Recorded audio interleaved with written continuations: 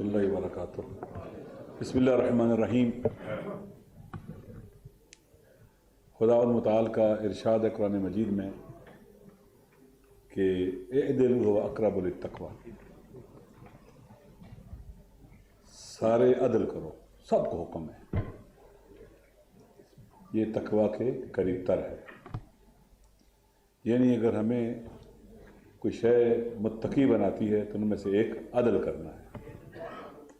عدل کسے کہتے ہیں؟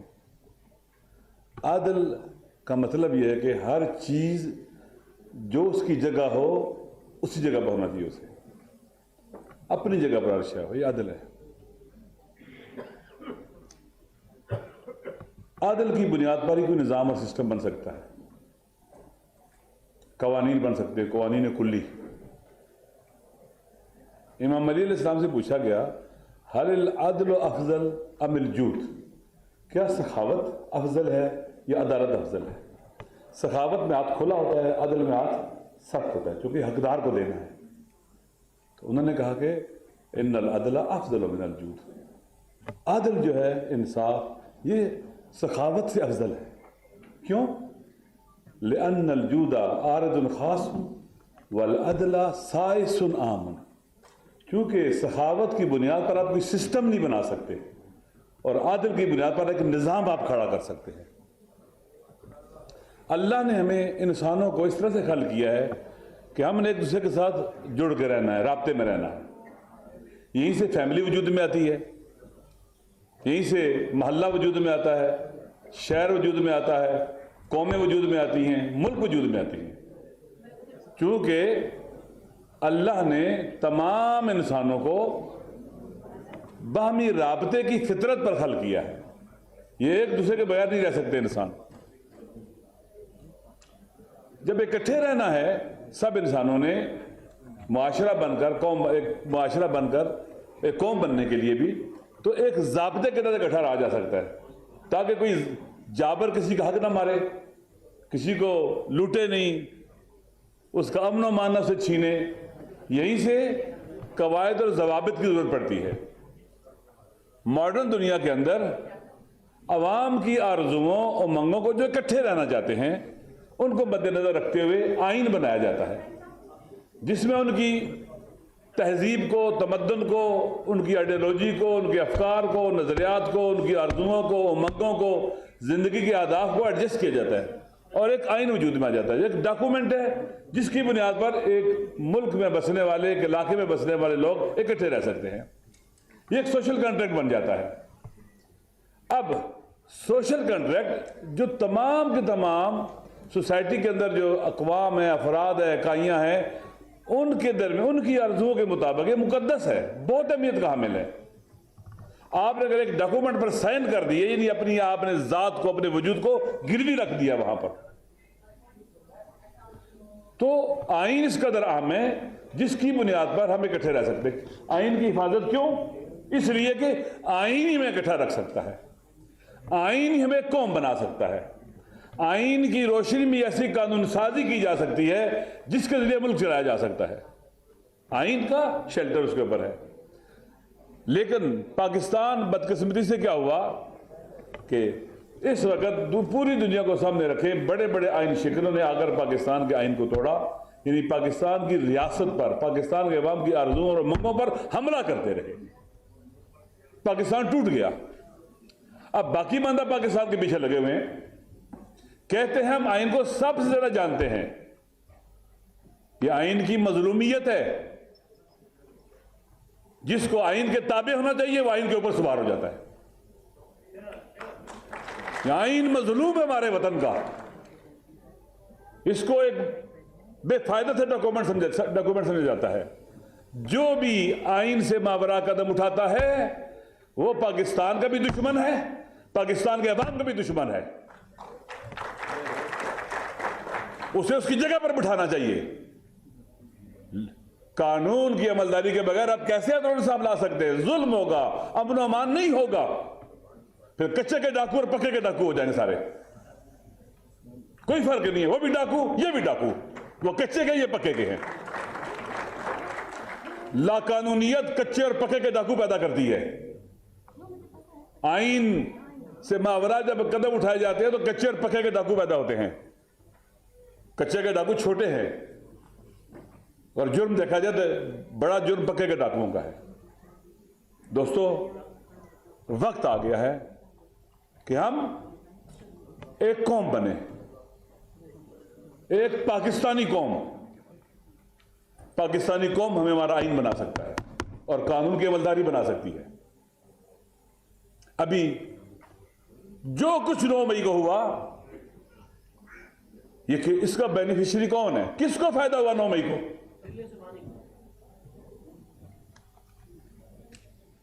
شاید آپ لفظ استعمال کرتے ہیں سبحان. سبحان جو ہے وہ خدا کے ساتھ تعلق رکھتا ہے. یہ ذل سبحانی ذل شیطانی ہے. یہ شیطان کا سایہ ہے, ذل شیطانی ہے یہ. لہذا اس وقت پاکستان کے تمام فرزندوں کی ذمہ داری ہے, ہم سب کی ذمہ داری ہے کہ ریاست کو آئین اور قانون کی طرف لایا جائے. ابھی 8 فروری کو الیکشن ہوئے, فارم 45 اور تھا, فارم 47 اور تھا. اگر ہمارے حکمران واقعی جمہوریت پسند ہوتے, ان کا جمہوریت پر ایمان اور یقین ہوتا, تو جو انہیں فارم 47 کے ذریعے مسلط کرتے اس کو پاؤں کی ٹھوکر پر رکھتے, پاؤں کی ٹھوکر پر رکھتے کہ ہم یہ مانگے تانگے کی سیٹیں نہیں لیں گے آپ سے, ہم آئین اور قانون کے خلاف نہیں جائیں گے. یہ صدر بن گئے آئین اور قانون کے خلاف, پرائم منسٹر بن گئے آئین اور قانون کے خلاف, آئین کو پاؤں تلے رونٹ کر عوام کے سامنے ہارا ہوا لشکر ہم پر مسلط ہو گیا. اس لیے کہ یہ ہارا ہوا لشکر جب ان طاقتوروں کے ذریعے پر مسلط ہوگا تو ان کے لیے کام کرے گا, عوام کے لیے کام نہیں کرے گا. کسان کو مارے گا نہ کسان کا ہاتھ چومے گا. یہ ہارا ہوا لشکر عوام کو مارے گا, کسانوں کو مارے گا, مزدوروں کو مارے گا, سب کو مارے گا. یہ مہنگائی کے ذریعے مارے گا, لاقانونیت کے ذریعے مارے گا. لہذا ہم سب نے یہ عہد کیا ہے اس آئین کی تحفظ کے لیے اٹھنا ہے. دیکھیں اگر آئین کے تحفظ کے لیے نہیں اٹھتے آپ نا, تو پاکستان میں تباہی و بربادی کا راستہ کوئی نہیں روک سکتا. اگر آئین پر ایمان اٹھ گیا, نو امیدی اور مایوسی پیدا ہوگی, معاشرہ مایوس ہو گیا. آپ مجھے بتائیں کون سی چیز پھر ہمیں اکٹھا رکھے گی؟ پہلے ہی ہم کہ ایک قوم نہیں بن سکے اور باقاعدہ عوام کا پیسہ خرچ کیا گیا, فالٹ لائن بنائے گی. بلوچ ہے, پشتون ہے, مہاجر ہے, سندھی ہے, سرائکی ہے, پنجابی ہے, گلگتی ہے, بلتی ہے, کشمیری ہے, شیعہ ہے, سنی ہے. ان خوبصورت اکائیوں کو کانٹوں کی شکل میں ڈالنے کی کوشش کی گئی. ہم خوبصورت گلدستہ بننا چاہیے تھا ہمیں, کس نے نہیں بننے دیا. انہوں نے جو ماورائے آئین قدم اٹھاتے ہیں, انہوں نے جو قانون کو پاؤں تلے رونگتے ہیں. ہم نے ایک قوم بننا ہے, خوبصورت قوم بننا ہے جس نے پاکستان کو آگے لے کے بڑھنا ہے. یہ نہیں لے جا سکتے. یہ جتنے دیکھیں کہتے ہیں پاکستان میں ایگریکلچر کو رواج دیا جا رہا ہے اور کسان کو مارا جا رہا ہے. یہ کون سا ایگریکلچر کو آپ اٹھا رہے ہیں اور پاکستان کو بڑا ایشیائی ٹائگر بنانے جا رہے ہیں؟ کسانوں کو مار کر ان کو لاٹھی چارج کر کے. گندم کا کتنا بڑا فراڈ ہوا ہے. یہ لاقانونیت تھی, یہ دھوکہ تھا, یہ فریب تھا, یہ لالچ تھا, یہ لوٹ مار تھی. اور آج پاکستان کا کسان رول رہا ہے اور اسے زخموں کا مرہم رکھنے کے بجائے اسے مارا پیٹا جا رہا ہے. لہٰذا ہر کسی کو حق کون دے گا؟ قانون جو لکھا ہوا ہے. پاکستان نے ہمیں کون بنائے گا؟ آئین اور دستور قانون کے ذریعے بنائے گا. اس لیے آئین کی حفاظت بھی ضروری ہے. کیوں ہے؟ کیسے ہے؟ عوام کو ساتھ ملا کر. ہم کسی آمر کو ساتھ ملا کر آئین کی حفاظت نہیں کر سکتے. عوام کو ساتھ ملا کر, اس وطن کے غیرت مند بیٹوں کو ساتھ ملا کر, وہ ہمارے ساتھ ہوں گے, ہم اکٹھے ہوں گے, پاکستان بچ بھی جائے گا, ہم آگے بھی بڑھیں گے اور ان سے ہمیں نجات مل جائے گی. یہ کمزور اور بزدل لوگ ہیں جو لوگوں کی ماں بہنوں کو اٹھاتے ہیں, گھروں میں گھستے ہیں. آپ دیکھ لیں ججوں کے ساتھ کیا ہوا, عوام کے ساتھ کیا ہوا. 9 مئی کے بعد جو ظلم شروع ہوا, پھر وہ اپنی اس پاکستان کی تاریخ کا, آمروں کی تاریخ کا ایک سیاہ چیپٹر ہے. جب یہ چیزیں کھل کے سامنے آئیں گی پھر پتہ چلے گی. بظاہر پتہ ہے بوڑھی خواتین جیلوں میں ہیں, 11-12 ہزار نوجوان ینگ بچے جن کا ہمارے پاکستان کا فیوچر ہے وہ جیلوں میں ہیں, سیاسی قیدی ہیں, انہوں نے بند کیا ہوا ہے. ہم کسی عوام سیولین کے لیے کسی ملٹری کورٹ کو قبول نہیں کریں گے. پاکستان کے آئین کے ماورا یہ سارا کا سارا. پاکستان کی عدالتوں کو طاقتور بننا ہوگا. آئین بناتا ہے, اگر آئین محفوظ رہے گا, بچ جائے گا, آئین پر عمل ہوگا. عدالتوں ججز کا یہ حال نہیں ہوگا جو آج ہوا ہے. اور ایک آخری بات, میں مطالعہ پولیٹیکل سائنس پڑھتا رہتا ہوں, IR بھی پڑھتا ہوں. تمام کی تمام برائیوں کی جڑ پاور پالیٹکس ہے. سیاست کی ڈیفینیشن کیا کر رہے ہیں پاور پالیٹکس والے, کہ اقتدار کے حصول کی جدوجہد کا نام کیا ہے؟ سیاست. اس پاور پالیٹکس کی کوکھ سے فرعونیت جنم لیتی ہے. ہر حال میں اقتدار چاہیے مجھے. نمرودیت, یزیدیت, یہ امریت پاور پالیٹکس ہے. جیسے بھی ملے ہم نے لینی ہے. آپ دیکھ لیں, یہ جو پارلیمنٹ کے اندر پرائم منسٹر بن کے بیٹھا ہے, یہ پاور پالیٹکس کا نتیجہ ہے. جو صدر بیٹھا ہے, یہ پاور پالیٹکس کا نتیجہ ہے. ہر حال میں اقتدار لوٹا جاتا ہے, پیسے دیے جاتے ہیں, رشوتیں دی جاتی ہیں, سارا کچھ ہوتا ہے ایسے. سیٹیں بکتی ہیں, پیسے دیتے ہیں. جو پیسے دے کے کینڈیڈیٹ بن رہا ہے وہ پاور پالیٹکس کا آدمی ہے, وہ عوام کا نمائندہ نہیں ہے. وہ پاکستانی قوم اور ملت کو آگے لے جانے کے لیے نہیں ہے, وہ اپنے لیے آیا ہے. وہ لٹیرا ہے, ڈاکو ہے, رازن ہے. اس پاور پالیٹکس, وہ 25 لوگ جو گئے تھے, بکے تھے, کون تھے وہ؟ پاور پالیٹکس کی وجہ سے. وہ پیسے لیے, بک گئے, لالچ ملا, بک گئے, اور ایک سٹیبل حکومت گرا دی انہوں نے, اور ملک کو بحران کا شکار کیا ہے. آخری بات, امریکہ کی جو جیو پالیٹکس ہے ساؤتھ ایشیا کے اندر, ویسٹرن ایشیا میں کیا ہے جو جیو پالیٹکس ہے؟ اسرائیل کو طاقتور بنانا ہے, بہت بڑا, اور اطراف کے ممالک کو کمزور کرنا ہے, انرجی کے ذخائر پر قبضہ کرنا ہے, اور صدیوں اپنی امپائر کو جو ہیجمونی ہے اس کو باقی رکھنا ہے. برے صغیر میں کیا ہے؟ برے صغیر میں میرے ساتھ اختلاف بھی رکھ سکتے ہیں, انڈیا امریکہ کا اسرائیل ہے. وہ اسے بہت طاقتور بنانا چاہتا ہے, اور پاکستان جو 26 کروڑ عوام کا ایٹمی ملک ہے, یہ پاور کو بیلنس رکھ سکتا تھا اس ریجن کے اندر. اسے کمزور کیا جا رہا ہے. طاقتور ہوگا, سری لنکا کو سپورٹ ہو جائے گی اگر پریشر آئے گا کہیں سے, نیپال کو ہو جائے گی, بنگلہ دیش کو ہو جائے گی, اور ممالک ہو جائے گی. اگر پاکستان کمزور ہو گیا, الٹیمیٹلی فائدہ کس کو ہوگا؟ امریکہ کی ہیجمونی کو.